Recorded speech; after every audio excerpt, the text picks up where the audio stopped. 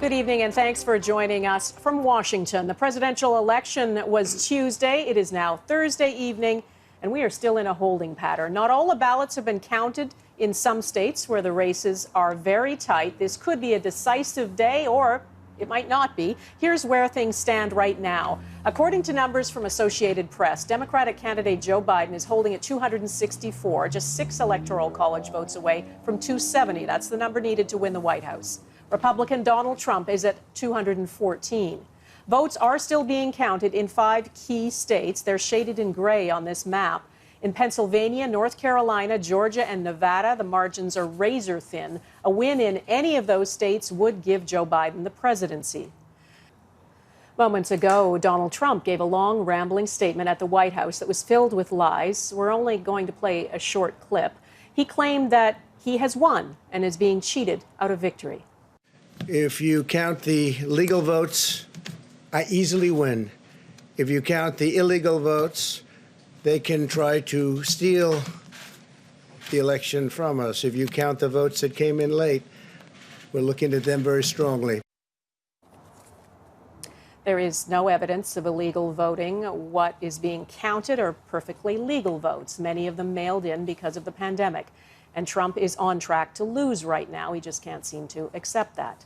Joe Biden delivered a short statement this afternoon. His message, be patient. We have no doubt that when the count is finished, Senator Harris and I will be declared the winners. So I ask everyone to stay calm, all the people to stay calm. The process is working. The count is being completed, and we'll know very soon.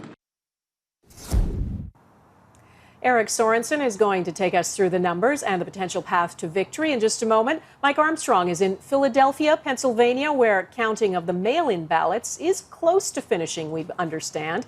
We'll start here in Washington with Jackson Proskow. Jackson, the Biden team calling for patience, sounding very confident, though, sending signals they're preparing to take power. They really are. If you look at the tone and tenor of former Vice President Biden's speech today, it seemed to be an attempt to sound presidential. He was also sort of filling a void here left by what had been a prolonged silence from President Trump. We went almost 40 hours without seeing the president on camera. That's highly unusual.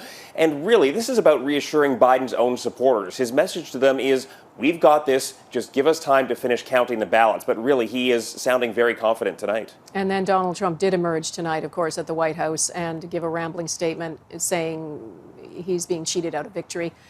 Is that catching fire with anyone? I mean, apart from his most diehard supporters? Yeah, I think this is the question we need answered, because there were 69 million people who cast ballots for President Trump. But I think you're right. There's a smaller group that really hang on every word and take these types of things seriously. We need to point out time and time again, the president has been unable to produce any evidence of fraud. The campaign has tried court challenges in 4 or 5 states now. They keep falling apart because they can't produce evidence. And it's almost like they're using the courts to further push disinformation by making a big splash about going to court and then not delivering at the end of the day. And Donna, that really extends to the fact that the Trump campaign is even asking supporters now to help them find proof of voter fraud because it's just not there. They don't have it. They haven't been able to produce it yet. All right, Jackson, thanks. I'm going to come back to you to talk about what this election might mean for the balance of power in Washington. But first, we want to look at the maps and the math. Eric Sorensen is tracking the tight races tonight. Eric, bring us up to speed.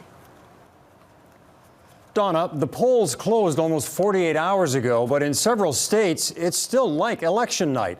A record number of mail-in ballots that have extended the time to get a final count, and razor-thin races that give Joe Biden and the Democrats confidence, but also give Donald Trump and the Republicans hope. Here are some of the races to watch still. Pennsylvania, the president has a lead, but it is shrinking as mail-in votes are counted. North Carolina, close, but many expect Trump will ultimately win. Georgia, Biden has narrowed the gap, but they are running out of votes to count.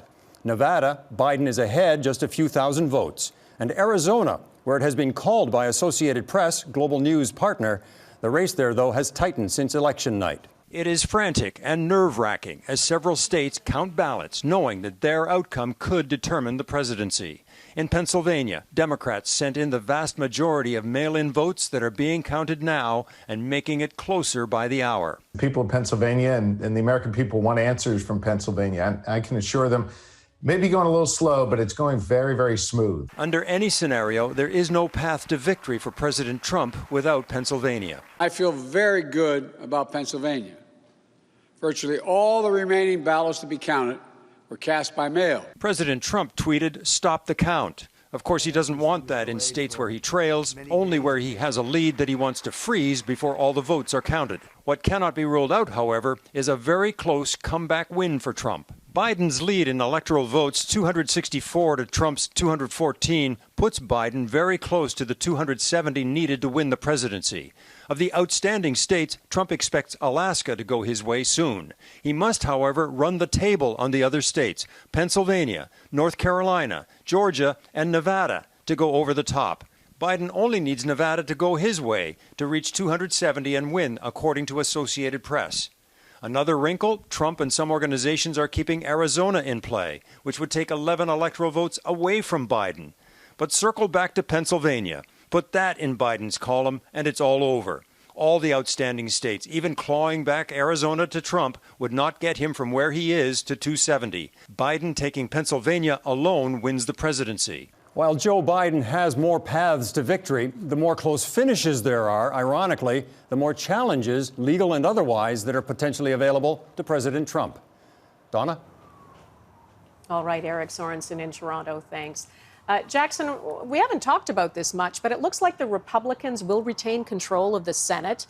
What might that do for Joe Biden if he becomes president? And ironically, this actually speaks to sort of how ridiculous the president's election rigging claims are, because Republicans down ballot did really, really well here. You're right. The control of the Senate is going to go to a runoff, quite likely, in Georgia in two different races. Republicans could well be poised to hang on to it. Democrats do have control of the House, but big picture, this means they're going to struggle with their agenda even if Joe Biden becomes president. So those wish list things they talked about, like potentially expanding the Supreme Court or making Washington, D.C. a state, those would have to wait. And even on a more practical, immediate matter, when you talk about things like a relief package for the ongoing pandemic, that would be at the whims of what Republicans want if Republicans maintain control of the Senate. A lot of unhappy Democrat legislators, based on those results. And a sign of how divided this country still is. Jackson Absolutely. Proskow, thank you.